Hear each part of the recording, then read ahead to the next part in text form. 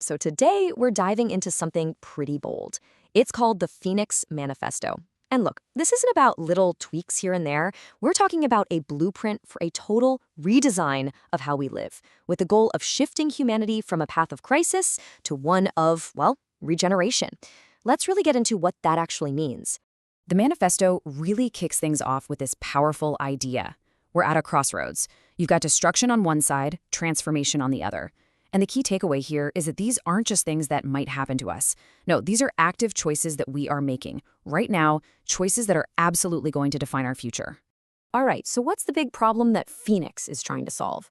Well, it argues that we're not actually facing dozens of different crises. It says there's one single root issue that's driving all of them: fragmentation. This quote right here gets right to the heart of it. You've probably heard the word polycrisis thrown around. It's this idea that all our big problems, climate, the economy, political division, are all tangled up. But the manifesto says these aren't just a bunch of random bad things happening. They're all symptoms of a much deeper misalignment, a fundamental breakdown in how we relate to each other and to the planet. And this isn't just some abstract theory, right? This is what that fragmentation actually looks like in the real world. As you can see, it shows up as everything from ecological disaster and climate chaos to our society splitting apart and a real deep erosion of trust in just about everything. So if fragmentation is the disease, then what's the cure? This is where we get to the core solution, the PHOENIX paradigm. It's basically proposing a whole new operating system for civilization. So what exactly is PHOENIX? As you can see here, it's not a single product or some government policy. You have to think of it more like a planet-sized ecosystem, a kind of shared infrastructure that's designed to help us make that huge shift from being fragmented to being regenerative.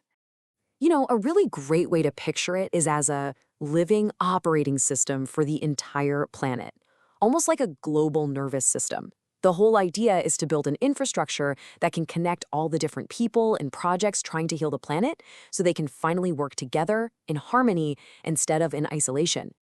This slide just lays out the shift so clearly.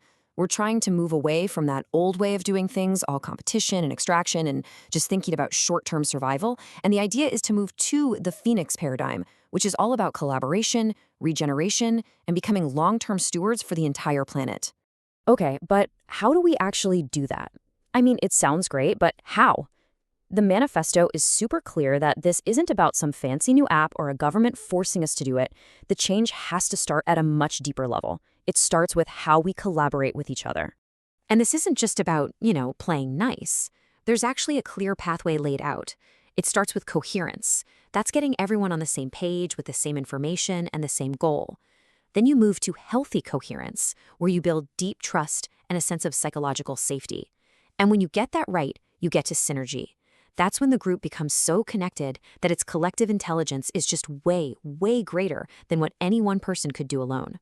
And that whole pathway we just talked about, it has to be rooted in these deeply human qualities. Things like trust, psychological safety, a sense of shared meaning and mutual care. These are the foundations. Because without them, the manifesto argues, no amount of amazing technology is ever going to make true collaboration actually happen.